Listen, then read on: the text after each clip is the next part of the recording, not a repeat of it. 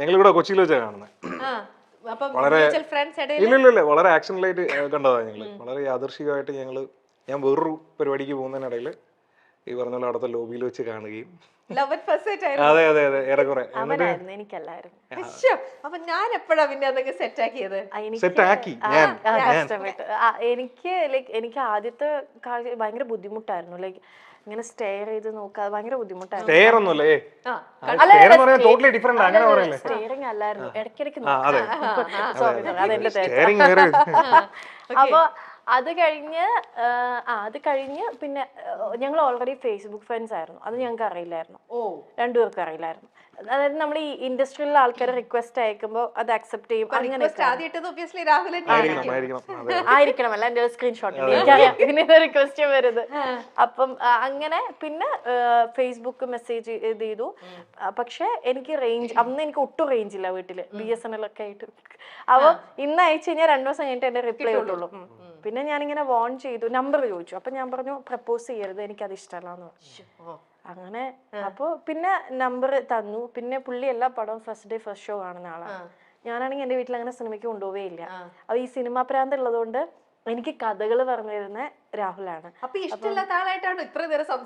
അല്ല, പ്രപ്പോസ് ചെയ്യില്ലെന്ന് എനിക്ക് ഒരു ഇത് കോൺഫിഡൻസ് കിട്ടിയതിന് ശേഷമാണ് നമ്പർ കൊടുത്തത്. പിന്നെ ഫ്രണ്ട്സ് ആയി. ഇഷ്ടമല്ല, ലൈക്ക് ഇതല്ല, എന്താണ്, പ്രണയം തുടങ്ങിയിട്ടില്ല. എന്നിട്ട് പിന്നെ കഥകൾ നമ്പർ പിന്നെ കൊടുത്തു ഞാൻ. എന്നിട്ട് ഞാൻ പറയുന്നു നമ്പർ തരാം, പക്ഷേ ഇല്ല. എന്നിട്ട് വേറൊരു കാര്യം കൂടെ ഞാൻ പറഞ്ഞു, നമ്പർ തരാം പക്ഷെ ഇങ്ങനെ പ്രപ്പോസലൊക്കെ ആണെങ്കിൽ ഞാൻ ബ്ലോക്ക് ചെയ്യും. അതും കൂടെ ഞാൻ പറഞ്ഞു. എന്നിട്ടാണ് നമ്പർ കൊടുത്തത്. ബ്ലോക്ക് ചെയ്യാൻ പറ്റില്ല, അയച്ച മെസ്സേജ് ഇട്ട് 2 ദിവസം കഴിഞ്ഞിട്ടാ.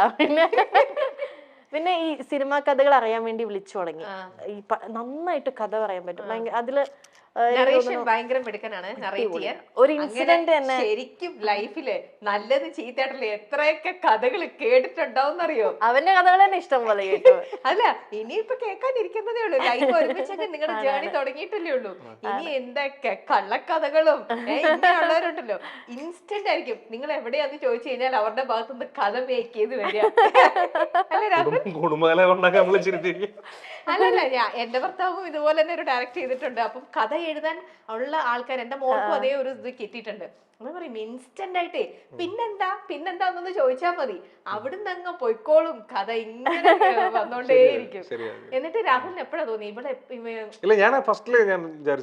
അല്ലല്ല ഇദ്ദേഹം വിട്ടു തരുന്നില്ലല്ലോ, ഇദ്ദേഹം വിട്ടു തരുന്നില്ല. അതെനിക്ക് ഉറപ്പായിരുന്നു. അത് നമ്മളൊരു സെൽഫ് കോൺഫിഡൻസ് ഉണ്ടല്ലോ, എന്തായാലും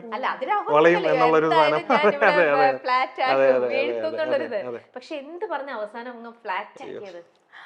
ഒന്ന് പറയൂ രാഹുൽ, കേക്കട്ടെ. എന്തിനാണ് ലാസ്റ്റ് ഫ്ലാറ്റ്? നേരത്തെ അവള് പറഞ്ഞ പോലെ തന്നെ ഞാനൊരു കഥ ഉണ്ടാക്കി, അത്രേ ഉള്ളൂ. അത് എന്ത് കഥയാ? ബ്രേക്കപ്പ്, ലാസ്റ്റ് ബ്രേക്കപ്പിന്റെ കഥ. ഞാൻ വിശ്വസിച്ചു. അതിലൊരു 30-40% സത്യമായിരുന്നു. ബാക്കി 60 ഞാൻ എന്റെ കയ്യിൽ നിന്നിട്ട് ഒരു കഥ. അതല്ല ഞാൻ വീണു. ഞാൻ വിരിച്ചൊരു പാവ മനുഷ്യൻ. അപ്പൊ അതില് പെണ്ണ് എന്നെ ഇട്ടിട്ട് പോയി എന്നുള്ള രീതിയിൽ ഞാൻ ഇങ്ങനെ ഡൗൺ ആയി. സഹായിക്കൂ, എന്നെ മാനസികമായി സഹായിക്കൂ പ്ലീസ്, സപ്പോർട്ട് ചെയ്യൂ, എന്നെ സപ്പോർട്ട്. അയ്യോ, ആണോ? എങ്ങനെ വിളിക്കണേ? നന്ദൂന്ന്. ആണോ? അന്നേ വിളിച്ചിരുന്നത് ആ പേരാണോ? ആണ്. കാരണം ഇവന്റെ അമ്മ അത്യാവശ്യം എന്റെ അടുത്ത് കമ്പനി ആയിരുന്നു. അപ്പൊ ഇപ്പഴും ഞാൻ പപ്പാമ്മന്ന് വിളിക്കുക. പപ്പാമ്മ നന്ദൂന്നാണ് വിളിക്കുക. അവന്റെ ഫ്രണ്ട്സ് മൊത്തം നന്ദൂന്നാ വിളിക്കുക. ആണ്. നാട്ടിലും വീട്ടിലൊക്കെ നന്ദുവാണ്. ഞാൻ ചിന്നുവാണ്. ലൈക്ക് അപ്പൊ പിന്നെ നമ്മൾ അങ്ങനെ തന്നെ വിളിക്കാൻ തുടങ്ങി. എന്നെ ക്ലോസ് ആയിട്ടുള്ള എല്ലാരും ചിന്നുന്നാ വിളിക്കുക. അങ്ങനെ തന്നെ നാട്ടില് ഫ്ലെക്സ് നന്ദു. ഫ്ലെക്സ് നന്ദു അവന് വട്ടം പേര്. അത് ഇത്രയും നാളായിട്ട് മാറിയിട്ടില്ല എന്നുള്ളതാണ്. ഈ ഇടയ്ക്ക് പോലും ഞാൻ ഈ പറഞ്ഞ പോലെ എൻ്റെ ഒരു ബ്രദർ ഉണ്ട്, വർഷങ്ങളായിട്ടോ. അപ്പം ഈ ഇടയ്ക്ക് പോലും ഞാൻ ഈ പറഞ്ഞ പോലെ പുള്ളിയുടെ ഫോൺ എൻ്റെ അടുത്തിരിപ്പുണ്ടായിരുന്നു. എന്തോ കാര്യത്തിന് ഞാനിങ്ങനെ കോൾ ചെയ്യാൻ എന്തിനാ പറഞ്ഞാൽ നോക്കുമ്പോൾ ഇപ്പോഴും ഈ ഫ്ലെക്സ് നന്ദു എന്നാണ്. ഫ്ലെക്സ് എന്ന് പറഞ്ഞാൽ എന്താ അറിയാലോ? എന്താ നമ്മുടെ ഫ്ലെക്സ്, ഹോർഡിങ്സ്, ഫ്ലെക്സ്. നിങ്ങളുടെ അടുത്ത് ഒരു കാര്യം പറഞ്ഞാൽ ഏകദേശം നാട്ടുകാരെ മുഴുവൻ അതുപോലെ അറിയിക്കുന്നത് കൊണ്ടാണ്. ഞാൻ ഏകദേശം ഒരു 6th 7th പഠിക്കുന്ന മുതല് ഞങ്ങളുടെ ചെമ്പകശ്ശേരി എന്ന് പറഞ്ഞൊരു സ്ഥലം.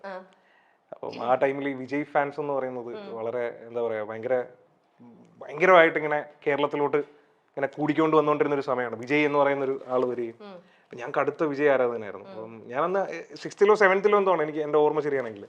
അപ്പം ഞാനും എൻ്റെ ഒരു സുഹൃത്തും കൂടെ ചേർന്നിട്ട് ഞങ്ങളൊരു ഫാൻസ് അസോസിയേഷൻ സ്റ്റാർട്ട് ചെയ്തു.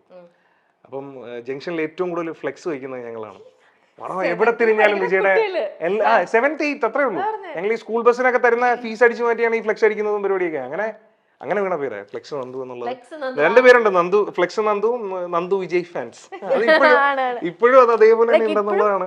വിജയ് ഫാനാണ്, എല്ലാ വിജയ് പടം ഫ്ലെക്സ് അടിക്കാറില്ല, വിജയ് ഫാനാണ്. ഓക്കെ ചിൽ. അപ്പൊ നമുക്ക് നമ്മുടെ ഈ ഒരു ഇന്നത്തെ ഈ ഒരു സുന്ദരനും നീയും സുന്ദരി ഞാനും, അല്ല സുന്ദരി ഞാനും സുന്ദരൻ നീയും, ഓക്കെ. അപ്പൊ അതില് സുന്ദരിയാണോ സുന്ദരനാണോ കൂടുതൽ സ്മാർട്ട്, അല്ലെങ്കിൽ കൂടുതൽ പരസ്പരം നന്നായിട്ട് മനസ്സിലാക്കിയിരിക്കുന്നത്? ഇപ്പൊ നിങ്ങളൊരു ഇന്നേക്ക് ഇപ്പൊ ഒരു 7 വർഷമായിട്ടുണ്ടാവുമല്ലോ നിങ്ങളുടെ 6 വർഷം കംപ്ലീറ്റിംഗ് തുടങ്ങുന്നേ ഉള്ളൂ. ഓക്കെ. അപ്പൊ എനിവേ അപ്പൊ 6 ഇയേഴ്സ് കംപ്ലീറ്റ് ചെയ്തു. 6 ഇയേഴ്സിൽ നിങ്ങൾ പരസ്പരം എത്രത്തോളം മനസ്സിലാക്കിയിട്ടുണ്ട്, അറിഞ്ഞിട്ടുണ്ട് എന്നൊക്കെ അറിഞ്ഞിട്ടുണ്ടെന്നുള്ളത് ചെറിയൊരു ടെസ്റ്റ് ചെയ്യാൻ പോവാണ് കേട്ടോ. ചെറിയൊരു റൗണ്ട്. ഓക്കെ. ഈ റൗണ്ടില് തെറ്റിച്ചിട്ട് ആൻസർ പറഞ്ഞു കഴിഞ്ഞാൽ ചെറിയ പനിഷ്മെന്റ് ഒക്കെ ഉണ്ടാവും കേട്ടോ. ചെറുതായിട്ട് നമുക്ക് അഫോർഡ് ചെയ്യാൻ പറ്റുന്ന പനിഷ്മെന്റേ ഉള്ളൂ. പക്ഷെ കറക്റ്റ് ഉത്തരം പറഞ്ഞു കഴിഞ്ഞാൽ നിങ്ങൾക്ക് അഫോർഡ് ചെയ്യാൻ പറ്റാത്ത അത്രയും നല്ല കുറെ ഗിഫ്റ്റ് നമ്മൾ തരുന്നുണ്ടാവും. നിങ്ങൾക്ക് അഫോർഡ് ചെയ്യാൻ പറ്റാത്തൊന്നുമല്ല, ഞാൻ കുറച്ച് മസാല ഇട്ട് പറഞ്ഞതാ. ഓക്കെ. അപ്പൊ നമ്മുടെ ഫസ്റ്റ് റൗണ്ട് എന്ന് പറയുന്നത്, ഞാനൊരു പിക്ചർ കാണിക്കും. ഞാനല്ല, നിങ്ങൾ ഒരാൾ അങ്ങോട്ടും ഇങ്ങോട്ടും പിക്ചർ കാണിച്ചു കൊടുക്കണം. എന്നിട്ട് ആ പിക്ചർ കണ്ടിട്ട് അത് എന്താന്ന് മറ്റേ ആളത് ആക്ടിങ്ങിലൂടെ, ചുണ്ടുകൾ അനക്കരുത്, ആക്ടിങ്ങിലൂടെ അതെന്താ സംഭവം എന്ന് പറയണം. ഓക്കെ. 1 മിനിറ്റ് സമയത്തിനുള്ളിൽ ആക്ട് ചെയ്ത് കാണിക്കണം.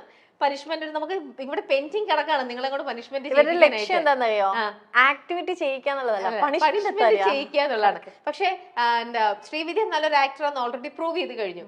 ഇദ്ദേഹം നല്ലൊരു ഡയറക്ടർ ആണെന്നാണ് പ്രൂവ് ചെയ്തിരിക്കുന്നത്. നല്ലൊരു ആക്ടറും കൂടെ ആണോ എന്ന് ടെസ്റ്റ് ചെയ്യാൻ വേണ്ടിട്ട് ആദ്യത്തെ സംഭവം ഞാൻ രാഹുലിന് തന്നെ കൊടുക്കാണ്. രാഹുൽ ഇത് കാണുക. ഒരു രീതിയിലും ഇത് ഞങ്ങളെ ചീറ്റ് ചെയ്യരുത്, കാണിച്ചു കൊടുക്കരുത് കേട്ടോ. ഇത്രയും ക്യാമറ വെച്ചിട്ട് ഞാൻ എങ്ങനെ ആക്ട് ചെയ്ത് കാണിച്ച് ശ്രീവിദ്യയെ കൊണ്ട് പറയിപ്പിക്കണം എന്താ സംഭവം. ഇതെന്താ ശരിക്കും അതന്നെ ഞാൻ ഉദ്ദേശിക്കുന്നത്. അതന്നെ അവർക്ക് പറയല്ലേ എന്താന്നൊന്നും മിണ്ടരുത്, ഒരു ക്ലൂവും കൊടുക്കരുത്. അഭിനയിച്ച് രാഹുലിന്റെ അഭിനയ മികവാണ് ഞങ്ങൾ ഇവിടെ കാണാൻ പോകുന്നത്. Okay, come on Rahul, ready? ശ്രമിക്കൂ. പിന്നെന്താ, നല്ലൊരു ഡയറക്ടർ, എത്ര പേരെ കൊണ്ട് അഭിനയിപ്പിക്കാനുള്ള ആളാണ്. ഞാനല്ല അഭിനയിച്ച് കാണിക്കുന്നത്. അതെ, ചെയ്യൂ. തുടങ്ങിക്കോ. തിന്ന സാധനം എന്ത് പെട്ടെന്നാ? അയ്യോ, ഇങ്ങനെ ഒഴുകി നിൽക്കും. അങ്ങനെ ഒഴുകുന്ന ഒരു സാധനം. പാനീയമാണോ? പാടുന്നതാണോ? പാടുന്നത്. ഒഴുകിയ നോ. ഇതൊരു പഴത്തിന്റെ പേരാണ്. എന്ത് പെട്ടെന്ന് ആ ഷേപ്പിൽ നിൽക്കുന്ന ഒനിയനാണോ? ഒനിയൻ പഴല്ലേ, ആപ്പിൾ ആണോ? എനിക്ക് മനസ്സിലായില്ല. നീ ഇങ്ങനെ ചോദിച്ചാൽ ഞാൻ എന്ത് പറയും? പെട്ടെന്ന് ആൻസർ ചെയ്യാം. രാഹുൽ കറക്റ്റ് ആയിട്ട് തിന്നുന്ന സമൂസയാണോ? മനസ്സിലായിട്ടില്ല. തിന്നുന്ന സമൂസ. ഇത് കൊറേ സമൂസ ഉണ്ട്, അതാ നീ കൊറേ കാണിച്ചത്. പാട്ടിന്റെ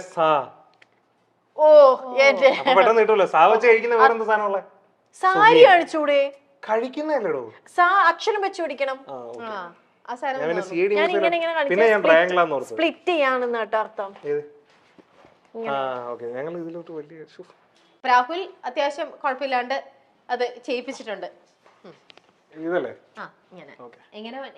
ഞാൻ കണ്ടു മാറ്റി വെച്ചു. മനസ്സിലായി, എങ്ങനെയാണെങ്കിലും മനസ്സിലാവും.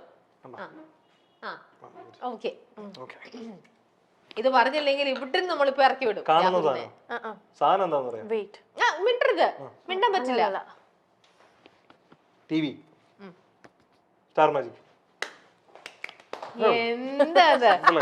എന്താ ഇങ്ങനത്തെ ചോദ്യങ്ങളൊക്കെയാണ് ഉണ്ടാക്കിക്കൊണ്ട് വരുന്നത്. ഇനി അടുത്തത് വീണ്ടും ശ്രീവിദ്യയുടെ ടേൺ ആണല്ലോ. ഞാൻ പിടിക്കാം. ശ്രീവിദ്യ പിടിക്കുക, രാഹുൽ പറയാ. എല്ലാം വളരെ ഈസിയാ. കഥകളിയാ? കിടക്കണോ? ഈ സ്പൈഡർമാൻ ആണോ? അതന്നെ.